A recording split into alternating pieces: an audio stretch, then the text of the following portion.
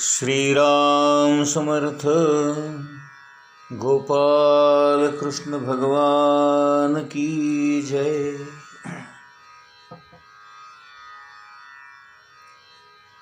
पै परमाणु भूतळी हिमकणू हिमाचली मज माझी न्याहाळी अहंतैसे. हो का तरंगू लहानू परी सिंधुसी नाही भिन्नू. तैसा ईश्वरी मी अनु नोहेची मा.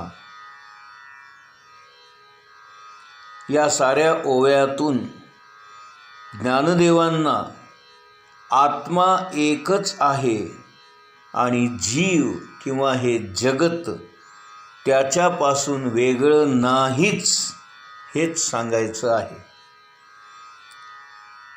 जीव जर वेगळाच नाही तर त्याच्या बंधनाचा आणि मोक्षाचा प्रश्नच उद्भवत नाही.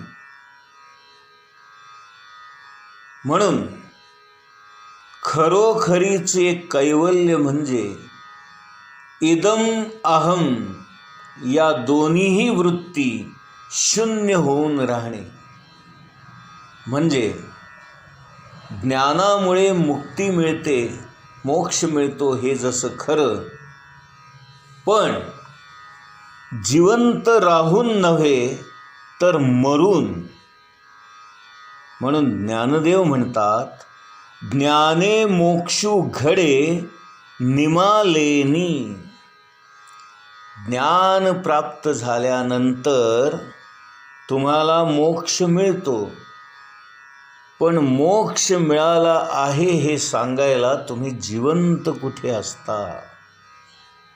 नदी जेव्हा समुद्राला मिळते तेव्हा मी समुद्र पाहिला हे सांगायला नदी शिल्लकच उरली कुठे.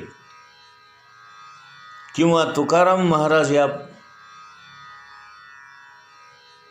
महाराज जे सांगतात, देव पहाया गेलो आणि देवची झालो.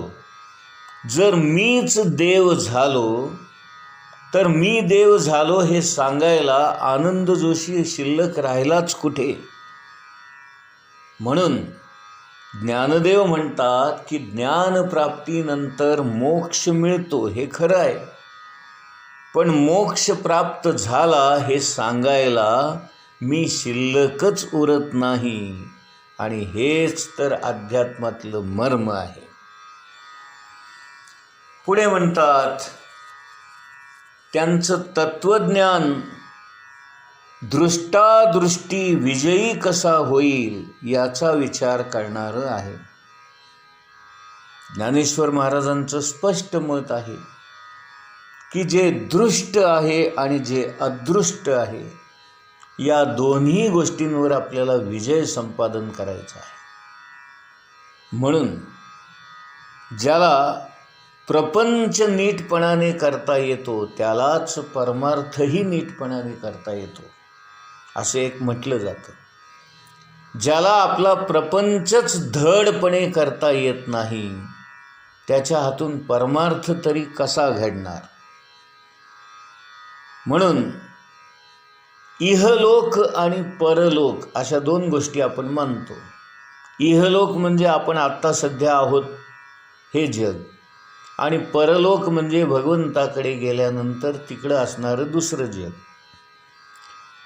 ज्याला ऐहिक किंवा इहलोक धड सांभाळता येत नाही त्याचा परलोक कसा चांगला होणार. आणि म्हणून ज्ञानेश्वरीमध्ये त्यांनी या अर्थाची एक ओवी लिहिलेली आहे, जया ऐहिक धड नाही तयाचे परत्र पुससी काय. नाही का. एक आत्मसुख अंतरी विसंब झणी. ज्ञानदेव म्हणतायत की तुम्हाला जर आत्मसुख प्राप्त झालं असेल तर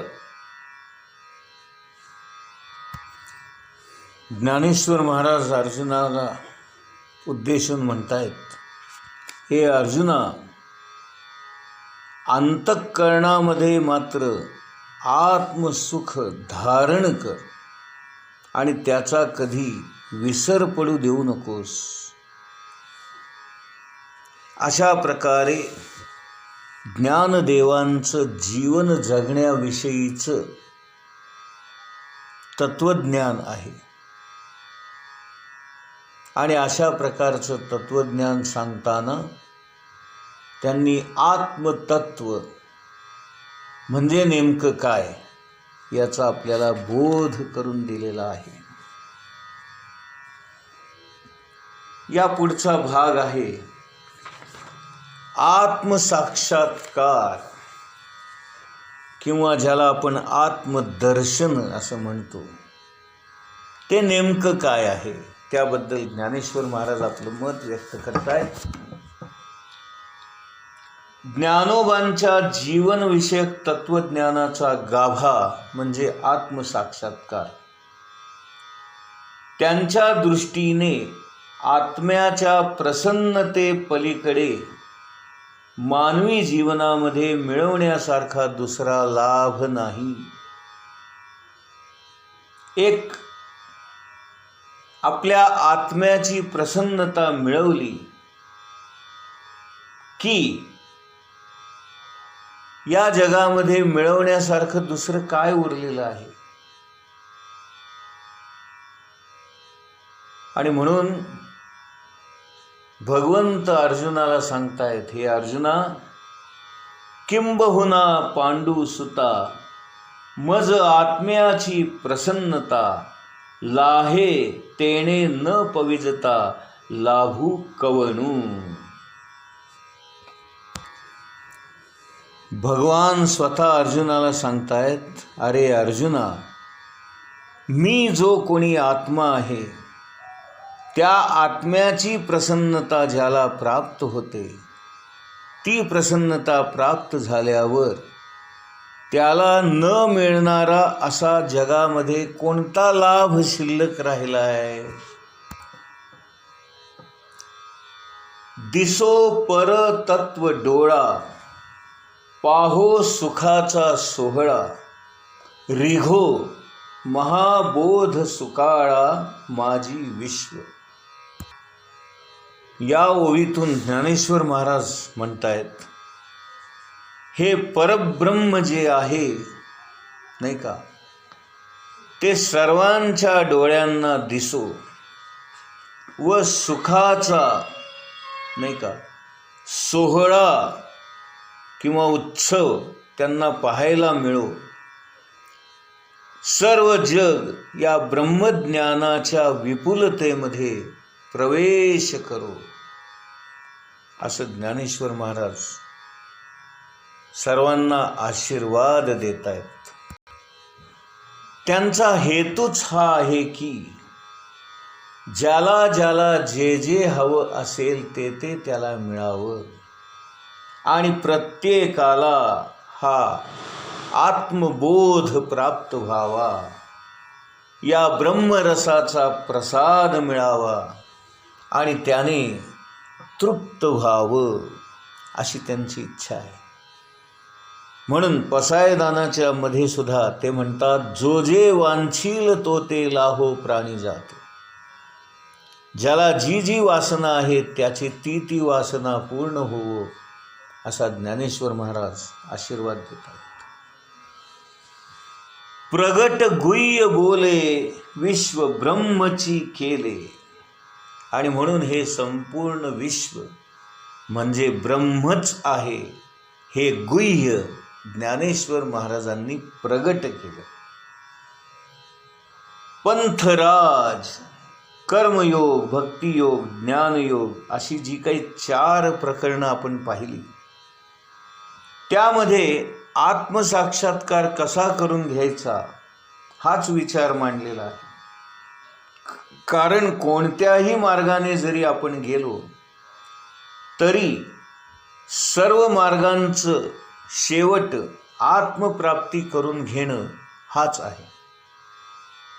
आणि त्या आत्मप्राप्तीसाठी हे सर्व मार्ग साधन मार्ग म्हणून सांगितलेले आहेत. मग तो कर्मयोग असेल, भक्तियोग असेल, ज्ञानयोग असेल किंवा पतंजलींनी सांगितलेला अष्टांग योग असेल. चर्चा जरी आपण वेगवेगळी केली, प्रत्येक गोष्ट जरी आपण वेगळ्या अर्थाने समजून घेतली, तरी त्या सर्वांचा उद्देश आणि शेवट मात्र आत्मज्ञान प्राप्त करून घेणं हाच आहे. आत्मसाक्षात्कार घडून येणं, आत्मदर्शन घडून येणं हाच उद्देश आहे. मनुष्याचं चित्त तिकडे वळण्यासाठी ते भोगातून निवृत्त मात्र झालं पाहिजे. जर ते भोगामध्येच रमलं असेल तर या सर्व मार्गांवर पाऊल पडणं देखील त्याला कठीण जाईल. भोगातून चित्त निघण्याचा उपाय म्हणजे हे भोग जे आहेत ते अनित्य आहेत, दुःखदायक आहेत. हे जेव्हा आपल्या मनाला पटेल तेव्हाच आपल्या मनामध्ये विरक्ती येईल. जोपर्यंत विषयांच्या ठिकाणी आपली आसक्ती आहे तोपर्यंत आपण विरक्त होऊ शकत नाही. आणि ते नित्य स्वरूप असणारं, आत्मस्वरूप असणारं, आनंद स्वरूप, सुखस्वरूप असणारं भगवंताचं ते दर्शन आपल्याला होऊ शकत नाही. जोपर्यंत मनुष्याला विषयांचा वीट येत नाही, विषय नकोसे होत नाहीत, तोपर्यंत तो या अध्यात्म मार्गाकडे किंवा परमार्थ मार्गाकडे वळू पण शकत नाही. आणि म्हणूनच आपल्या मराठीमध्ये फार सुंदर म्हण आहे, करून करून भागला आणि आता देवपूजेला लागला.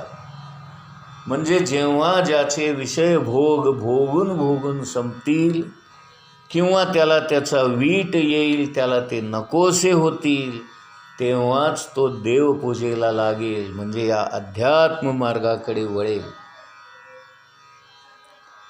परंतु हे वळणं देखील आपल्या पूर्वजन्मांच्या सुकृतावर, आपल्या पापपुण्याच्या नाही का एकत्रित असणाऱ्या फळावर किंवा आपल्या संस्कारांवर अवलंबून असतं. परंतु असं जरी असलं तरी भगवत कृपेने जर आपल्याला सत्संग लाभला, चांगल्या संत लोकांची, सद्गुरूंची गाठ पडली, तर मात्र ते आपल्याला हात धरून ओढून यातून बाहेर काढू शकतात.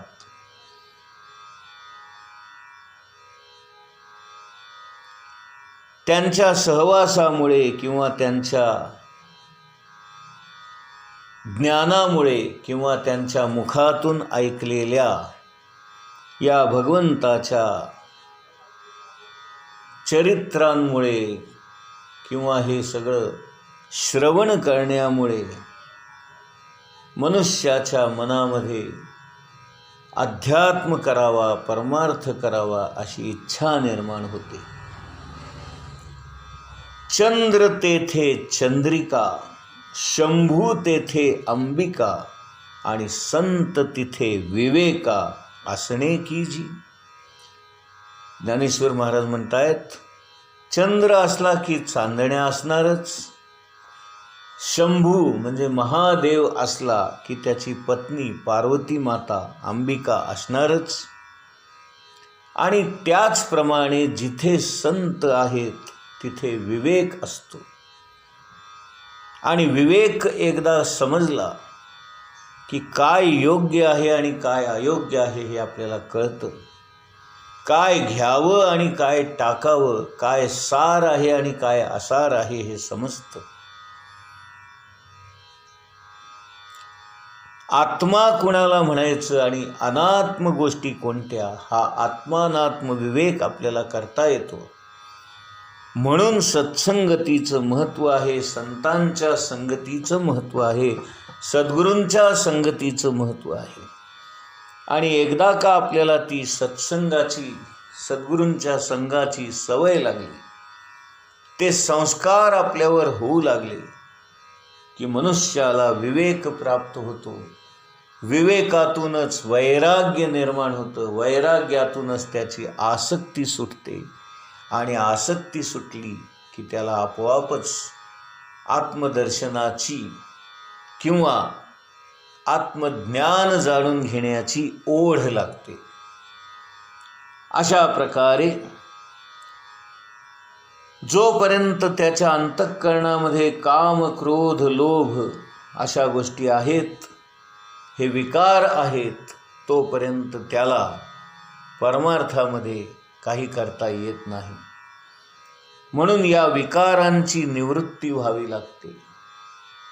विषय वासना नाहीशा व्हाव्या लागतात आणि मगच आपल्याला परमार्थावर किंवा अध्यात्म मार्गावर वाटचाल करता येते.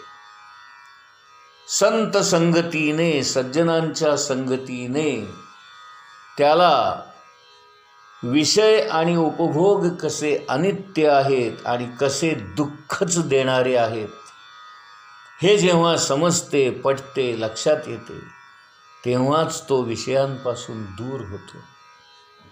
आणि एकदा का तो विषयांपासून दूर झाला की तो परमेश्वराच्या जवळ जाऊ लागतो. या दोन गोष्टी एकमेकांच्या विरोधी आहेत. जो माणूस विषयांच्या जवळ आहे तो परमात्म्यापासून दूर आहे आणि जो भगवंताच्या जवळ आहे तो विषयांपासून दूर आहे. आता यातलं काय निवडायचं आणि काय सोडायचं हा ज्याचा त्याचा वैयक्तिक प्रश्न आहे. तुम्ही योग्य ती निवड करावी असं ज्ञानदेव आपल्याला सुचवतायत. गोपाल कृष्ण भगवान की जय.